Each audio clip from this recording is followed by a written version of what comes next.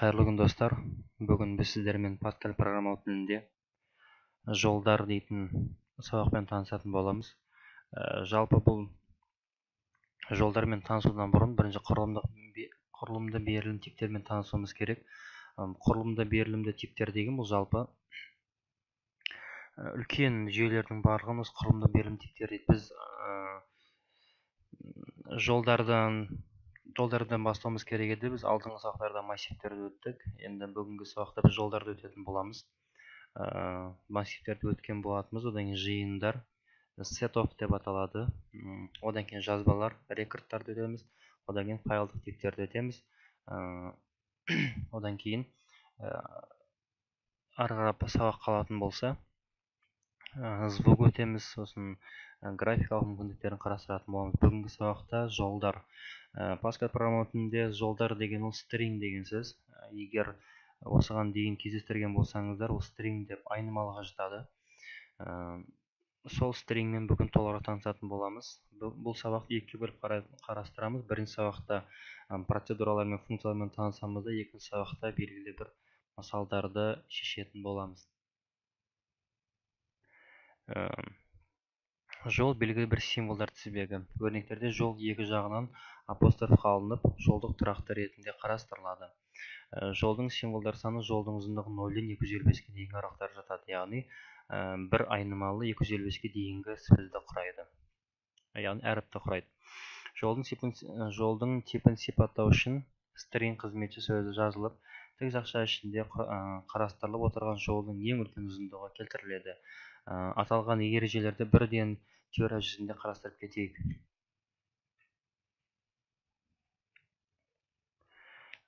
UseCRT айнымалы A типі string. Егер осы string күйінде қалатын болса, біз онда білеміз 255-ке дейінгі аралықты құрастырады. Ал біздің кейінгі ережеде қызметші жазылып, тік жақша ішінде қарастырып отырған жолдың ең үлкен ұзындығы жазылады. Мысалға А типі, мысалы біреудің фамилиясы болатын болса, онда оны 20 деп алатын болса, ол 20-дан аспайды. Яғни 21 сөз жазатын болса, ол 20-сын ғана қабылдайды. Тексеріп көреміз. Begin 20 емес бір 5 дейік. Бізге оңай болу үшін енгіземіз. readline A шығарамыз. Аны. Бізде 5 әріп қана қабылдайды, бірақ біз 6 жазамыз. QRT. Бізге қазір QRT. Яғни 5 дейтін болса, біз қанша жазсақ та 5-ті қабылдайды. Енді жалпы көп жағдайда бұны программа саны алдын ала белгілі болатын болса ғана жазуға болады, ал былайша string күйінде қалдыра беретін болса, ол 255-ке дейінгі әріптерді қабылдайды. Келесі, оны type бөлімінде және var бөлімінде сипаттауға болады. Біз осы уақытқа дейін тек қана var бөлімін қарастырып келе жатырмыз. Бүгінде var бөлімін қарастырамыз. Ол болатын болса var айнымалы string жолдың максималды ұзындығы. Біз оның міне қазір мысал келтіріп көрдік. Бұл жердегі аталған мысалдарға аса қатты мән бере бермейміз. Нақты не бар, соны көрсететін боламыз. ORD дейтін функция бар екен, оның көмегімен анықтап шығаруға болады дейді. Нені шығаратын жолдың байтпен есептелетін ұзындығын анықтау үшін оның ең үлкен ұзындығы 1-ді қосамыз. Бұл қосымша байт жолдың ең алғашқы нөлдік позициясында орналасады, оған жолдың ағымдық ұзындығы мән жазылады. Әрине бұндай ұзақ теориялардан гөрі қысқаша түсіндіріп кеткен дұрыс. ORD-ның көмегімен ұяшықтардың негізгі ұяшық саны 1-ден басталады, ал 0 деген оның жалпы жазылған саны қанша екенін қарастырады. Сол үшін бұл жерде ORD-ны қолданады. Енді жолдық өрнектер дегеніміз жолдық өрнектер деп операндылары жолдық бірлімдерден тұратын өрнектерді айтады. Бұндай өрнектің құрамы жолдық айнымалар, тұрақтылар, функциялар біріктіру және қатынас амалдарымен тізбектеледі.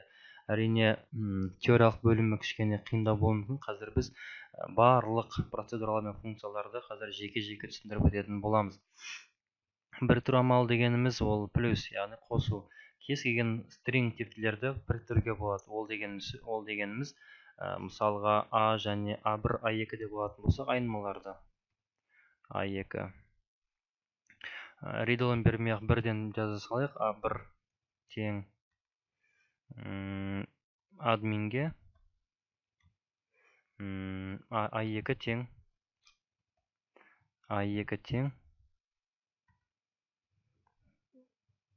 QWERTY-ға.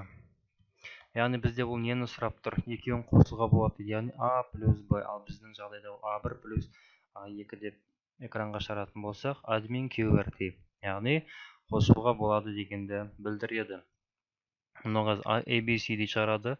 Бірінші топ студенттері Туропаскаль 7.0 деген сөзді экранға шығарады дейді. Қатынас амалдары. Яғни шарт қолдануға болады деген сөз. Ол теңестіру, кіші немесе үлкендігін қарастыруға болады. Оған не береміз? Оған шарт береміз. Егер А тең болатын болса, А1 тең болатын болса А2-ге, онда экранға А1-ді шығарсын, болмаса А2-ні шығарады. Write ln A1 else write ln A2. Негізі тексереміз. Shift F9 біздің жағдайда QWERTY шығады. Неге? Себебі A1 тең емес A2-ге. Ал егер A1 тең емес A2-ге болатын болса, онда A1 экранға шығарады админ. Міне осылай операндлар қолдануға болады деген сөз. Енді жаңа бізде string типінде мәні алдын ала белгілі болатын болса, онда әрбір әріптің қай ұяшықта жатқанын білуге болады. Мысалға A1-де, мысалы админнің 1 дейтін болсам, ол 1-де А жатыр, ал 2-нің бірінші ұяшығында менде Q жатыр. Қазір экранға А дейтін сөз шығу керек. Shift F9 А. Ал егер тең болатын болса, әрине ол тең емес шартта, онда экранға А2-нің, яғни А2 менде QWERTY-дің оның ішінде ұяшық саны бірінші әріп экранға шықсын деп тұр. F9 Q әріп экранға шықты. Қатынас амалдарын қолдандық, біріктіру амалдарын қолдандық, салыстыру амалдары да осылай жүреді. Үлкен болатын болса, кіші болатын болса деген сияқты.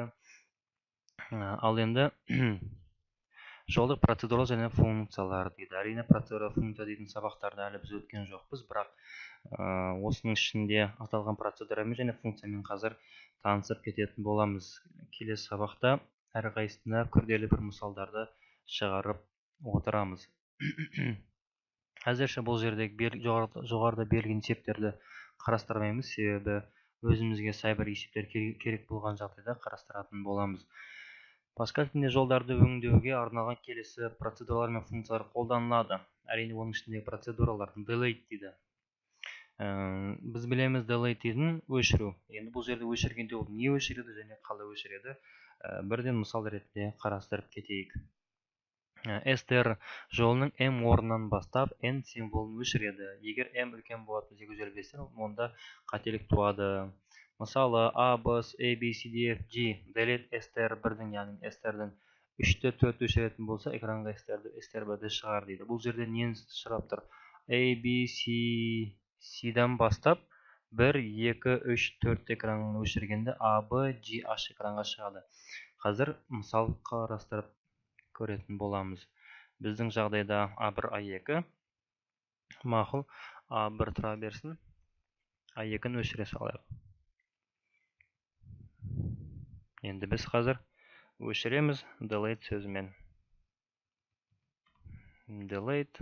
Нені өшіреміз керек? A1-ді және оның ішінде екінші сөзден бастап 1, 2, 3 сөзін өшіретін болсақ, және экранға write ln A1-ді шығаратын болса, қазір Shift F9 AN, яғни екіншіден бастады да 3 өшірді. D, M, I-ді өшірді. D, M, I-ді өшірді. Экранға. Екіншіден 2 дегеніміз ол бірінші екіншіден басталатыны, және сол басталғаннан кейін неше әріп өшіру керек, соны айтады. Сонда экранға AN шығып тұр. Администратор болатын болса, қазір мысалға алтыншы мысалға 5-шіден бастап 2 сөз өшірсін. Бұл бірінші қайсынан басталу керегін анықтайды. 1, 2, 3, 4, 5, яғни n-нан басталады да. 1, 2, 3, яғни нисті өшіру үшін 5-те 3 деп береміз. 5-те 3 деп беретін болсақ, нисті өшіріп администратор болады. Администратор екен. Администратор n өшті. Nis өшті. Nis өшеді. Администратор. Мені delete негізі қызметі 2 сан қосылады. Бірінші қай саннан бастау керек, одан кейінгі сан нешеуін өшіру керектігін хабарлама береді. Әзірше қазір біз сабақтарда тек қана осы әдіспен ғана өтетін боламыз. Кейінгі сабақтарда күрделірек қылып шығаратын боламыз. Неліктен delete керек? Себебі сөйлем ішінде белгілі бір мысалға ұзақ бір текстің ішінде тек қана а дейтін әріпті өшіріп таста деген сияқты есептер келеді. Оның орнын басқа әріппен изменить ет деген сияқты шарттар келгенде осы delete қолданады. Келесі оператор insert дейді. str жолын, str1 жолын, str2 тізбегіне m орнынан бастап сыналап қосады. Бірінші жол өзгермейді, ал екінші жол жаңа мән қабылдайды дейді. Тексеріп көрейік. Не деп жатқан? str1 abcdefgh, str2 abcdefgh, яғни кіші әріпі. Insert екеуін біріктіріп жатыр. ab дейді, үшіншіден басталады дейді. ab екеуі қалады, үшіншісіне str2 кіріп кетеді. Одан кейін c деп жалғастырып кетеді. Әрине қазір оған біз кішкене басқаша мысал қарастырып көрейік. Инсертке енді мысал қарайтын болсақ,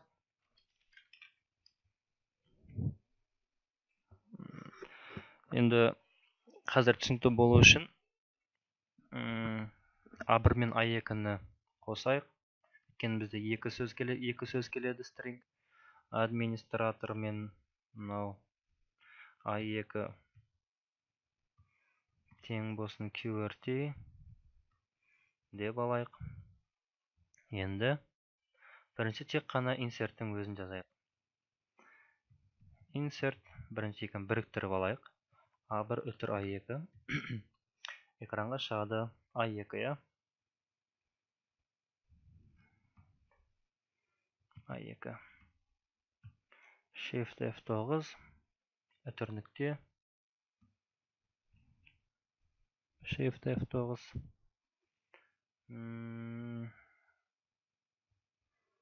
Insert. Яғни үтір біріншісінен бастап қосыла берсін деген сөз. Администратор QWERTY. Бұл жердегі бір деген сөз бірінші сөйлемге оны қосып жібер дегенді білдіреді. Енді бір кішкене түсінікті болу үшін былай қылайық. Қазір түсінікті болады деп ойлаймыз. Сурет пробел 2. Insert, яғни біріктірейін деп жатырмын мен. Осы сурет 2 деген жерге 2-нің алдына мен белгілі бір сөз қосуым керек. Мысалға, ол деген сөз номер дейтін белгіні, осы номер дейтін белгіні қосуым керек. Осы A1-ге, яғни insert дейтін осы сөйлемнің кез келген жеріне бір әріпті немесе басқа бір сөйлемдерді қосып жіберуге болады дегенді білдіреді. Үтір A1-дің нешінші әрекетіне қосуым керек екенін бұл жерде менен сұрап тұр. Санаймын 1, 2, 3, 4, 5, 6-шына қосатын болсам, екеуі жабысып кетуі мүмкін, қазір тексеріп көреміз. 6 дейтін болсам, 6-шынан кейін бір сурет дейтін сөз шығады. 6-шыдан кейін A1-ге номер дейтін жалғасады, келесі жалғасып кете береді экранға. A1-дің өзі шығады, A2 бізде керек емес. Shift F9. Сурет номер 2. Кішкене бізде бір санның қате кеттік.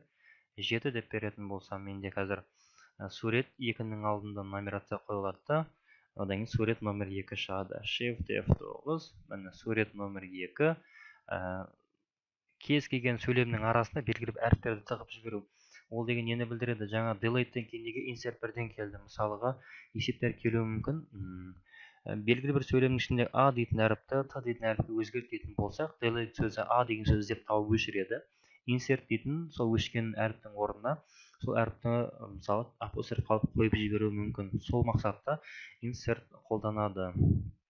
Енді түсінікті болды деп үміттенеміз. Егер 8 беретін болса, ол қазір 2-ден кейін жылжып кетеді. Shift F9 сурет 2 номер деген сияқты кетті. Осымен инсертті біттік деп ойлаймыз. str дейді. str деген кез келген санды string типке айналдырады. Мысалға integer типті, real типті сандарды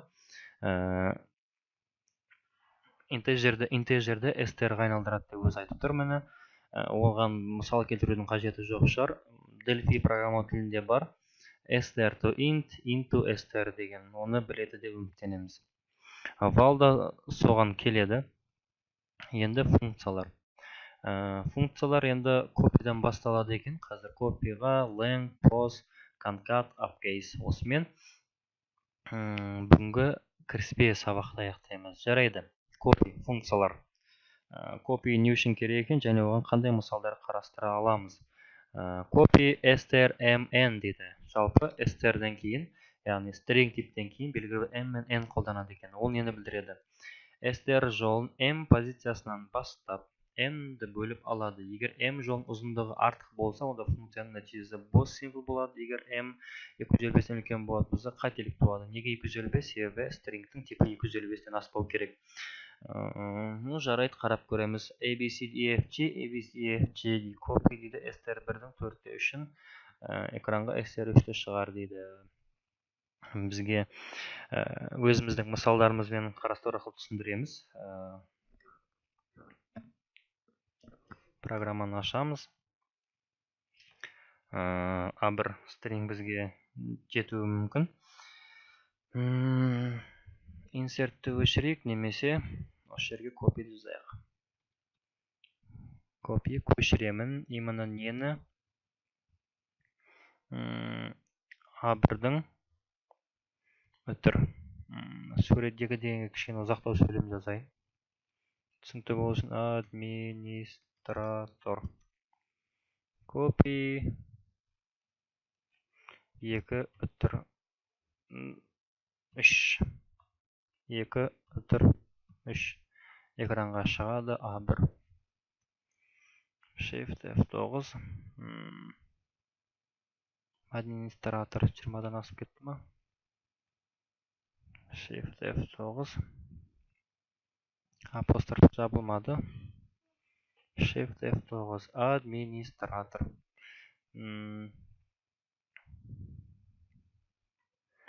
Администратор. Прайтелен. Жақсаң ішінде A1-дің орнына осын салып жібереміз. Shift F9. DMI. Яғни, нені айтып тұр?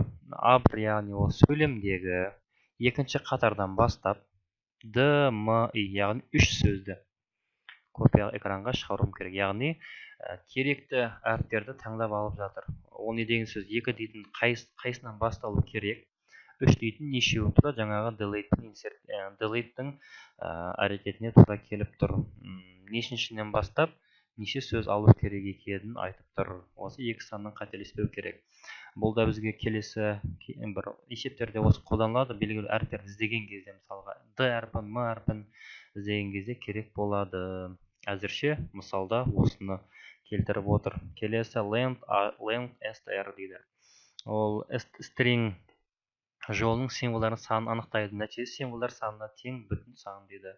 Ол деген сөз сөйлем, мысалға кез келген сөзің неше қатардан тұратын анықтайды. Мысалға A1 тең администратор неше сөз екенін білу үшін аламызда жазудың екі жолы бар. Бірінші қиындау жолы ма, или көбінде n деп келеді. Integer n тең length h тең A1-ге. Бұл экранға шығарамын n-ді. Ол не деген сөз? Сөйлемде неше сөз берілген болса, соның санын анықтайды. Мысалға, администратор мен неше сан бар екен білу үшін Shift F9, менде ол 13 сөзден тұрады. Length дейтін жалпы неше сөзден тұратынын анықтап береді, яғни ол бірден басталады. көп жағдайда есепте негізі осы әдіске үйрене берген дұрыс. n тең length h a1 немесе n-ді өшіретін болсақ, дәл осы length h-тың өзін write-ға салса болады. Shift F9 13. Негізі жаңағы әрекетіміз дұрыс. N-ға үйрене берген дұрыс. Осы length n-ға тең. Кез келген санға n бола ма, p бола ма, s бола ма, ол жалпы сөйлемдің санын анықтап береді. Ол көп жағдайда бірден осы әдіс қолданады. Себебі мысалға ұзақ сөйлем болатын болса, сол сөйлемдердің неше саннан тұратынын және әріптер өшір, көшір деген кезде осы әріптер осы length көбінде қолданады. Жаттап аламыз. Length дейтін санның ұзақтығын, ұзындығын білдіреді. Post дейді. str жолы, str1 жолы, str2 жолында кездессе, қай жерден басталатынын көрсетеді. Нәтиже бір типті сан болады. str2 жолын str1 тізбегін кездеспесе, онда нәтиже нөлге тең. Яғни кез келген бір сөйлемнің ішінен кез келген бір әріпті іздейтін болсақ, осы post әрекеті қолданады екен. Яғни post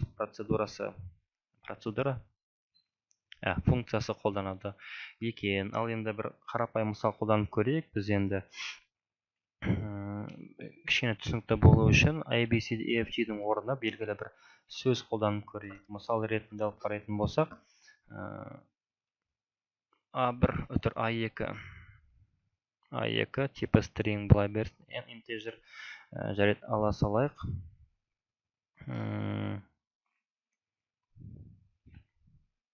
Мысалға, енді кішкене readline программа кішкене ұқсасын бір деңгейге. A1 readline A2 алдына бір кішкене write-line берейік. Write-line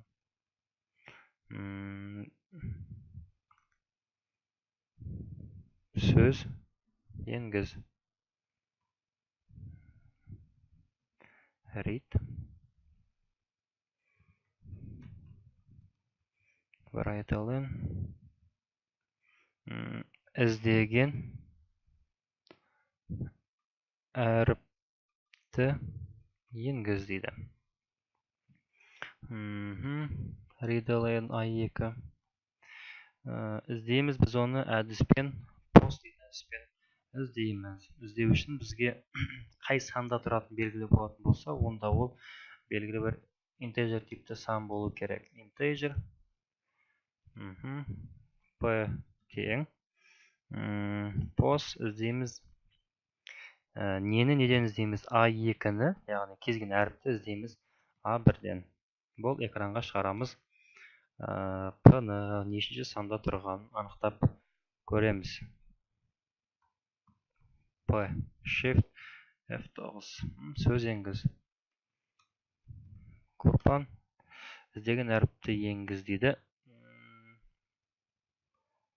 Так, readline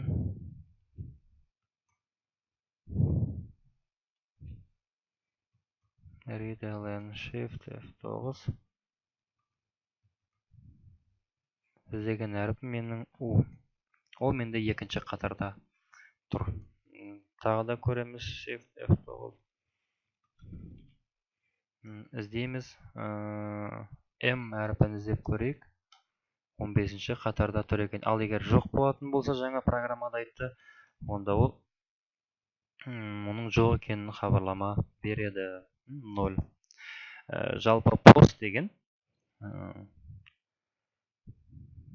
бірінші кетеді, іздейтін әріпін кетеді.